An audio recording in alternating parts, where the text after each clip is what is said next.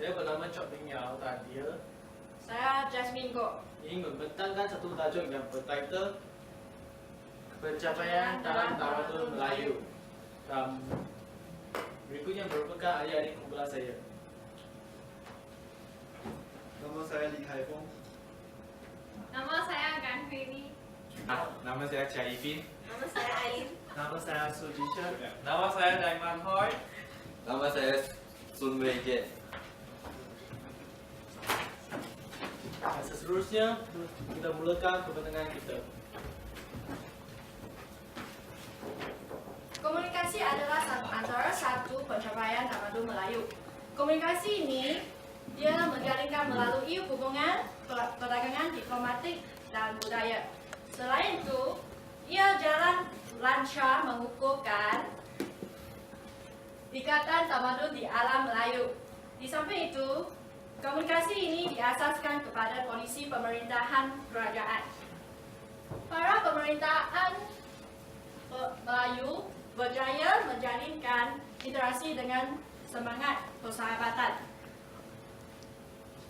Contohnya, kerajaan Melayu meluaskan pengaruh ke negeri-negeri di utara semenanjung tanah Melayu ke Pulau Sumatera.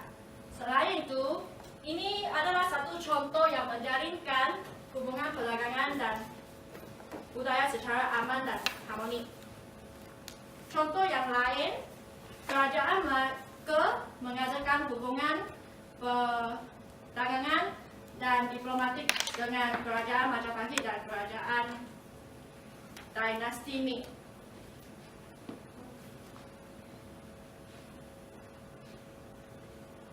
Seterusnya, para pemerintahan Melayu berjaya melalui interaksi antara kaum bukan Melayu, khususnya orang Eropa.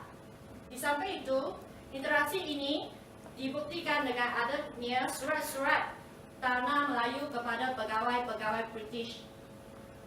Contohnya, surat yang disebutkan di atas ini.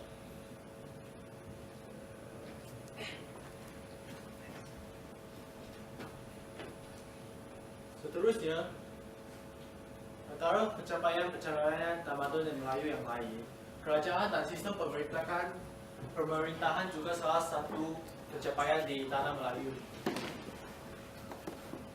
Apakah masuk kerajaan dan sistem pemerintahan tanah Melayu?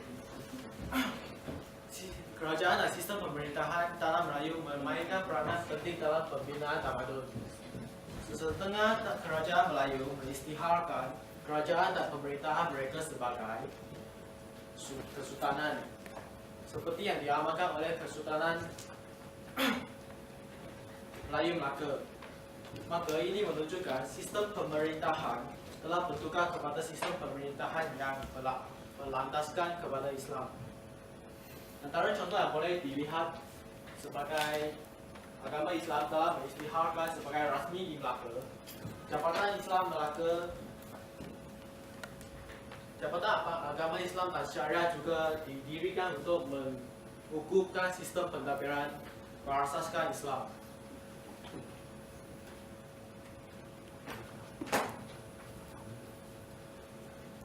Maka zaman Kesultanan Melayu Melaka adalah satu contoh untuk kerajaan dan sistem pentadbiran. Kerajaan Melayu tradisional yang terawal merupakan zaman Kesultanan Melayu Melaka merupakan kerajaan Melayu tradisional yang terawal. Maka dia pun juga merupakan pengasas kepada sistem pemerintahan berada di negara Malaysia kini. Jadi, sistem pembesar 4 lapis diamalkan kerana pemerintahan Sultan Melaka dibantu oleh Bendahara, Penghulu Bendahari, Temenggung dan Laksamana. Mereka juga merupakan tunggak pembangunan pada zaman Melayu Melaka. Maka fungsi mereka adalah untuk memastikan pemerintahan berjalan dengan lancar. Di bawah pembesar berempat pula mempunyai Syahbandar, Hulu. Di bawah pembesar berempat pula mempunyai syabana, hulu balang besar dan penghulu. Kesemua pembesar ini saling membantu dan bekerjasama bagi memastikan negeri Melaka aman dan makmur sepanjang masa. Selain itu, ketua negeri dikenali sebagai Sultan. Baginda juga merangkap ketua politik, ketua tentera, ketua agama Islam dan pentadbiran.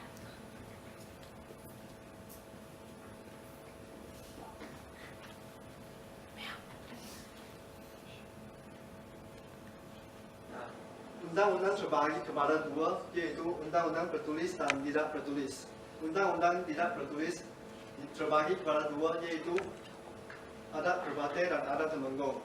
Setiap kerajaan mempunyai undang-undang sendiri. Adat dan undang-undang merupakan asas pemerintahan yang penting kerana ia menjamin keamanan dan keselamatan dalam masyarakat Melayu. Ia juga mengawal tingkah laku manusia.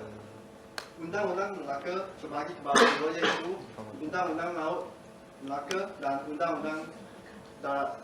Ia mengandungi berbagai bentuk hukuman kepada perdahaka dan pencuri. Ia menjadi hukum yang syarat sebagai bantuan semua bentuk peraturan berdasarkan ajaran Islam. Hukuman lebih berat dikenakan jika kesalahan dilakukan ke atas seseorang yang berpangkat tinggi daripada pelakunya. Selain itu, undang-undang yang berlainan ialah Undang-Undang 99 Perak.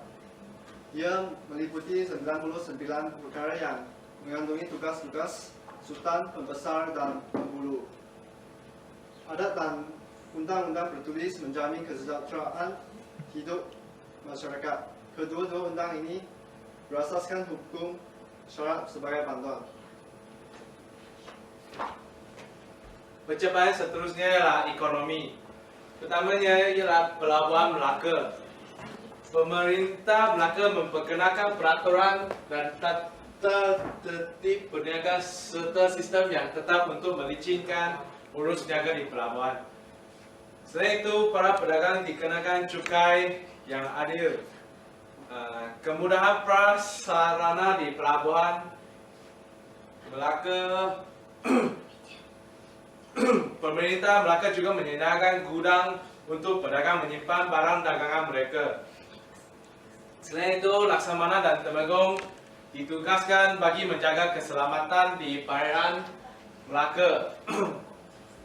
Seterusnya ialah sistem undang-undang yang bertujuan untuk memelihara keamanan dan ketenteraman di Melaka. Seterusnya ialah Pelabuhan Aceh. Aceh telah mengambil alih peranan Melaka sebagai pusat politik dan ekonomi selepas kejatuhan Kerajaan Melaka ke tangan Portugis pada tahun 1911. Bermula dari sini, Aceh juga dikenali sebagai pusat pengeluaran rempah dan pelabuhan entry port. Kejayaan Aceh ini sebenarnya telah dirintis oleh Sultan Ali Mughayat Shah dan Sultan Iskandar Muda Mahkota Alam. Aceh juga memainkan peranan sebagai pusat pengajian agama Islam yang terulung di Nusantara. Pada abad ke-17 dan 18, Kerajaan Aceh telah mencapai kegemilangannya berikutan penubuhan kerajaan Perak dan Pasai. Seterusnya, penggunaan mata wang. Kegiatan ekonomi dalam tamadun Melayu telah mencapai tahap cemerlang dengan penggunaan mata wang. Pemerintahan Melayu telah berjaya mencipta mata wang yang digunakan dalam perdagangan, terutamanya di pelabuhan. Antara mata wang yang dapat dikesan ialah mata wang Kesultanan Melayu Melaka dan Kesultanan Aceh Darussalam.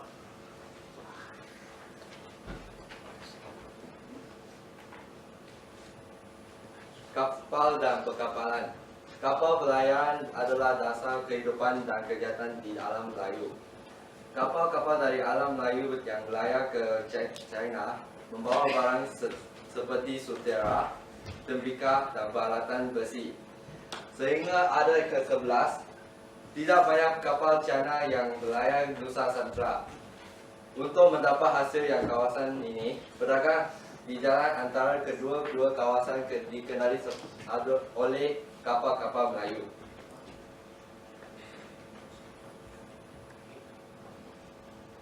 Setelah ialah pendidikan.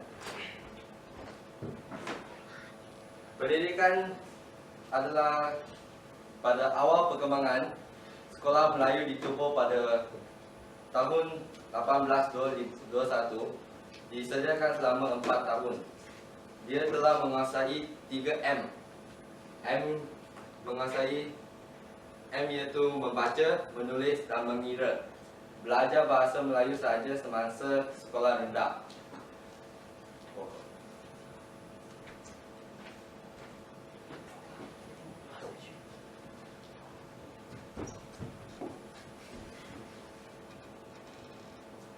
Selepas itu saya akan meneruskan tajuk pendidikan.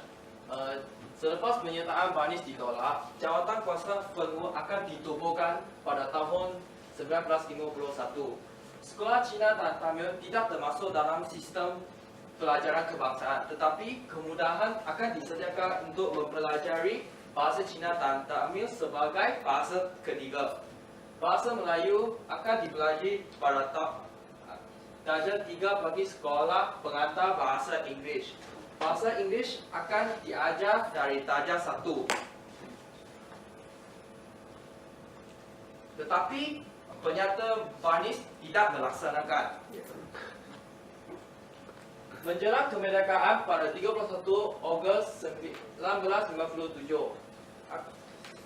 mendirikan 2 jenis kebangsaan, iaitu menggunakan bahasa latar bahasa Inggeris dan bahasa Melayu. Dasar pendidikan telah diputuskan dalam penyata banis pada tahun 1959. Jawatan kuasa dikemukakan oleh Kerajaan Persekutuan untuk mengkaji penyata rasa. Cadangan dikemukakan di dalam penyata raman tarikh diterima dan digugur serta digunakan sebagai Akta Pelajaran 1961. Pada tahun 1974, sebuah jawatan kuasa mengkaji sistem pendidikan kebangsaan dan bahasa Melayu menjadi bahasa yang utama.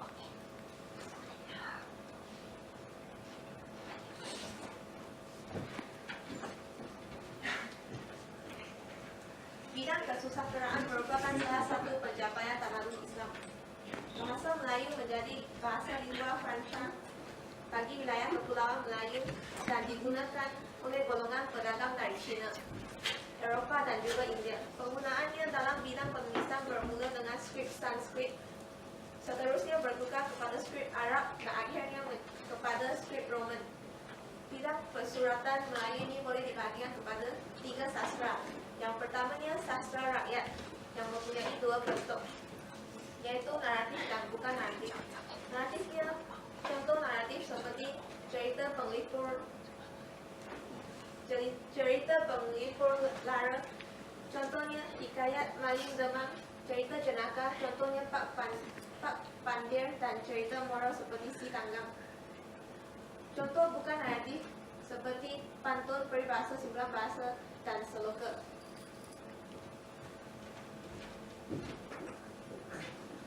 Seterusnya ialah pengaruh Hindu. Epik dan mitos India diserap ke dalam bentuk kesusasteraan Melayu lama. Contohnya seperti hikayat Seri Rama dan hikayat Pendakwa Lima. Di samping itu, sastra pengaruh Islam. Mereka banyak menggunakan bentuk prosa dan puisi. Prosa merupakan kaya dalam bentuk dan seri untuk menjelaskan satu perkara. Puisi pula merupakan kaya yang memaparkan kemahiran bahasa dan penggunaan bahasa yang indah melalui rima bunyi yang tertentu. Akhirnya, di zaman pemerintahan Kerajaan Pasai, hasil kesusasteraan dipenuhi dengan ciri kesusasteraan agama.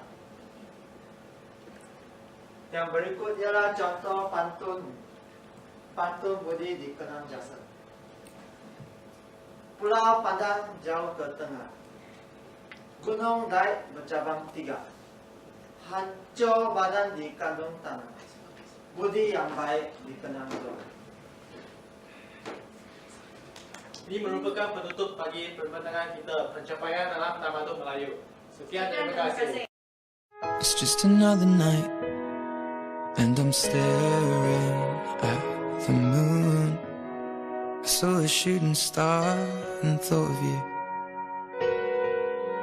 I sang a lullaby by the waterside and knew if you were here, I'd sing to you. You're on the other side as the skyline splits in two, miles away from seeing you. But I can see the stars from America. I wonder, do you see them too? So open your eyes and see the way our horizons meet, and all of the lights will lead into the night with me. And I know these scars will bleed, but both of our hearts bleed.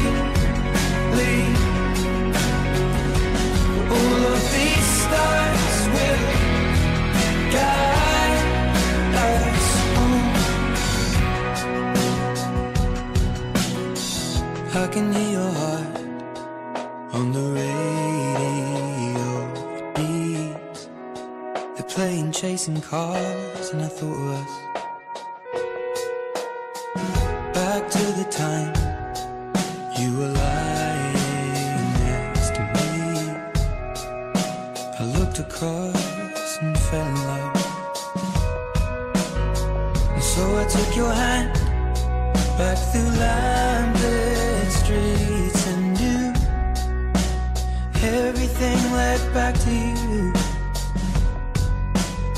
So can you see the stars over Amsterdam? Hear the song my heart is beating to. So open your eyes and see the way our horizons meet, and all of the lights will lead into the night with me. And I know these scars will bleed, but both of our hearts bleed. All of these stars will guide us on and